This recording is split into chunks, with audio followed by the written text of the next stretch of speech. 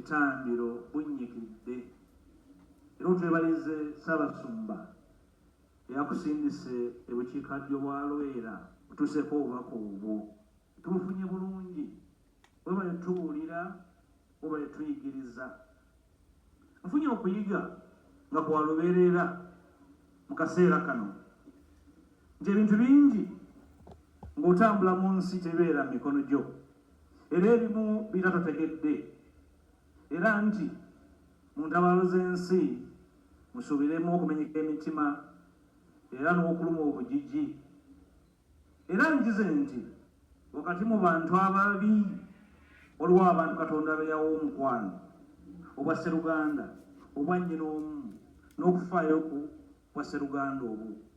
Bano be bantu abakuwa entandikwa era abakukulettaala mu bisoboka enkya leero. Mwebala omukwano gwe mundaze olwaleero.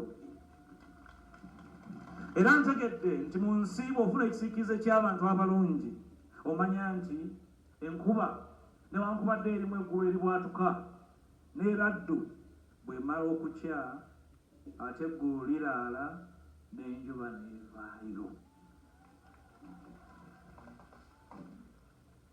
Era njize nti olugambo n'ebigambo biyinza okuleeta obukyayi n'okwetamwa.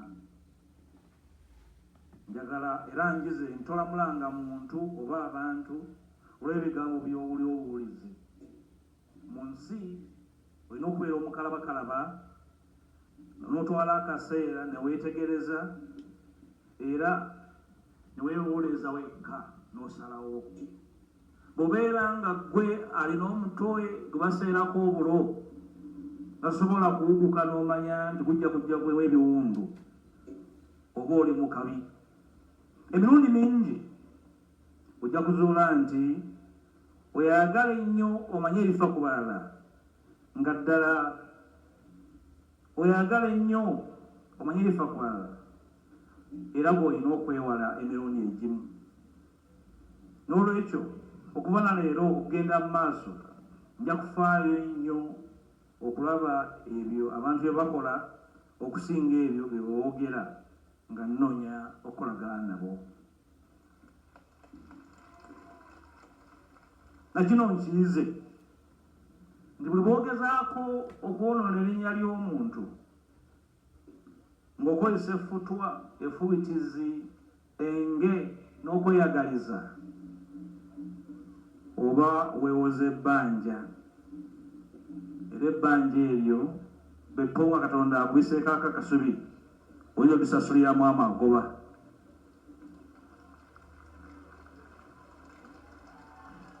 Nakino nkiyize omuntu bw'omuwa omwagaanya n'ayogera ebigendererwa bye ebituufu obitegeera. Era abantu beebuuza lwaki soogera nnyo. Oba oyogera amazima toyogera nnyo, amazima gategeereka mangu. Alina kyayisaawo ng'apalapalanya aba alina okwogera emirundi mingi ategeerekeke.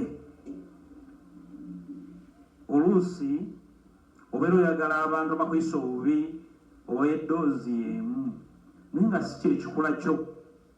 Nze siwoolera ggwanga, okwolera eggwanga nkulekera Katonda. Monsignori ng'atandika ekitambiro yayogedde ku bantu abaali bagamba nti lwaki mpuuga ateeka okusaba. Nze wano we mmanyi, simanyi wa Nakayima era ebisinga sibimanyi. Simanyi wa Nabuzaana n'okwata Banyolo. Nze mmanyi wano, simanyi na wa Mukasa. Mange tantwalangayo.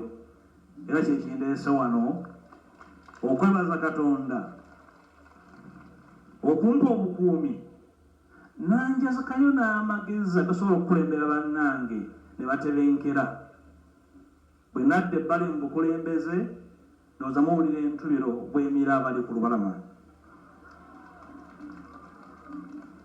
Sisobola kutyebaza Katonda eyanjazika ku magezi ago, kubanga bw'agagala okuganona agatwala nga bwe yakola kabaka Nabukadineza, nga yeekulumiza, nga yeeteeka ku nnamulondo gy'atalina, nga ye alagira abantu bamuwa amakula asooka abalabe, n'amuggyako amagezi g'omuntu, n'amuwaako ensolo, n'amera ebyoya, n'alanga okulya omuddo nga akabuzi oba akasirabo ku ttale. Ekirala kyenjize, obeera ne munno oba ne banno nga tebafaayo ku ttome likisiigibwa, omanya nti bulijjo si banno, balabe naye tebafunanga budde. Naye nyongedde okutegeera olwaleero nti ekitiibwa ky'omuntu Katonda yakikuuma kizibu okubikkako ettaka. Bwe muzze mu bungi bwe muti ne mugamba nti oyo omwana waffe mutabani wa Nsamba tumutegeera. Ekirala kyenjize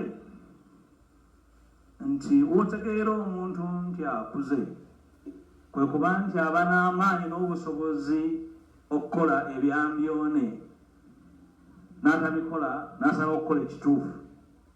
Omuntu ng'alina amaanyi, ng'alina entebe, ng'alina omuzindalo, n'abikozesa bulungi, mwemubalizanko Katonda nti Katonda yamuwogololako ekirabo ky'amaanyi.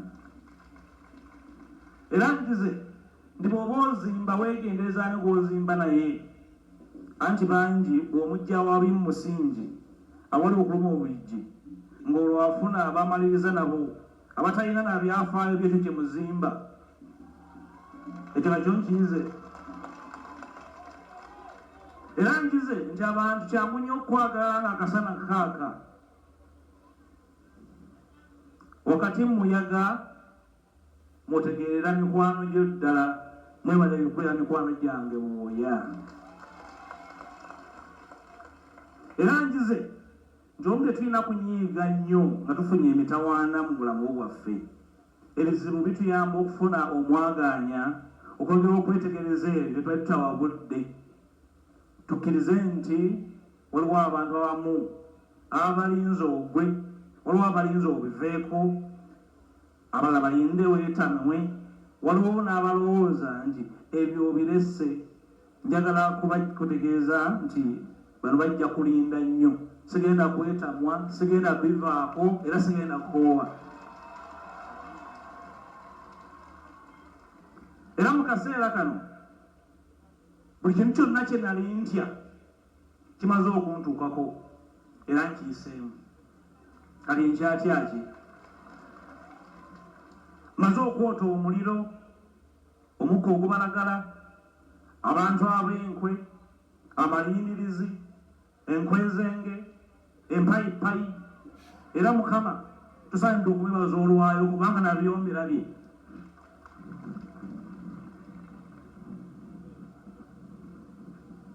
Bakadde bange naddala mikwano gyange abali mu bukulembeze buno w'ebyobufuzi, kyeyalo bagamba bufunze olwaleero nga mbagambye ku byenjize. Kyo kyekiseera amaanyi gaffe, amagezi gaffe, obumanyiivu bwaffe, okwewaayo kwaffe na byonna bye tukkirizaamu okubiteeka awamu, tunyweze obumu, tuddemu tutambule tuzzeeyo essobi ly'abantu baffe.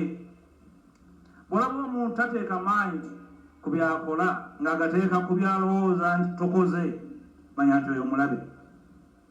Ennaku zino obulamu bwange bweyongedde okubeera obutangaavu era gye ndaga ndabayo. Bwe nayagala okubeera omuntu mulamu, ekyo nakibeera. Ekibuuzo nti kyangasa, ekyo kikyo nange. Ebyo byonna bwe nagezaako okubibeera byandetera ejjoogo, okutyoboolwa n'okujolongebwa. Kaakano ndi mukambwemu naye ndi mutegeerwa ekimala. Sigenda kufootooka, wabula nja kusigala nga ndi muntu mulamu era afaayo ku buli ebinneetoolodde, kubanga eyo ennono yange. teri agenda kuddamu kunsiiga ttoomi, teri agenda kungonjera n'asigala ng'akunnumba bukunnumbi nga simwanjudde eri bantu oba eri Katonda.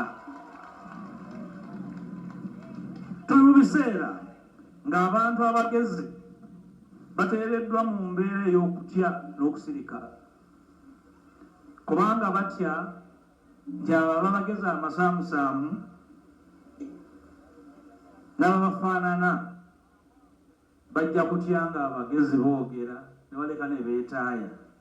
Kiki ekyetedde abantu Katonda byawa amagezi okwefundikira ne mukera ekisaawe ab'amagezi amasaamusaamu okuttattana eggwanga lino? Ensi ze mwegomba, mwagala nnyo okgenda mu Amerika, mwagala nnyo okgenda e Canada, ezo ensi temwegomba. They go for their best lead them. Enjawulo eriwo nti bakkaanya ku bikkirizibwa n'ebitakkirizibwa. Okutya, okwebeera, okwemutya kwabo Katonda bye yazika amagezi, bw'agaddukiranga n'agongera abo abakozesa mwenenyanga mwekka. Ensi yeetaaga buli alina obuvunaanyizibwa okwewaayo n'okwevaamu. Sigamba bantu ba kibiina kimu oba ba ddiini emu oba ggwanga limu, naye buli munnayuganda awulira nti alina ekkatala ery'okukola ku nsi eno. Era abantu benyogeddeko waggulu, mawanga, madiini, si bulabe eri eggwanga lino.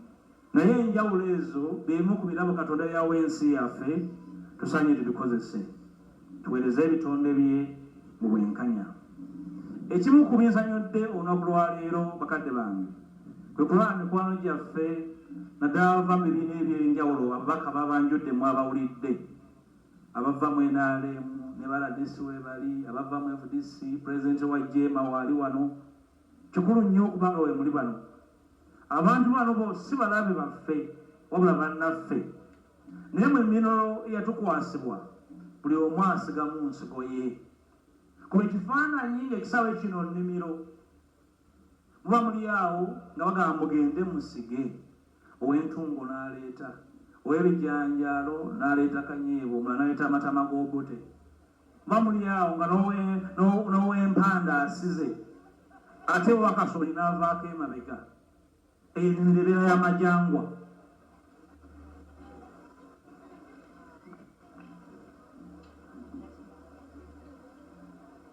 Ekiseera kituuse tukkaanye ku mmere ya kika ki ebala mu nnimiro Katonda gye yatukwasa. Abataka abaatukwasibwa balemeke kufa njala.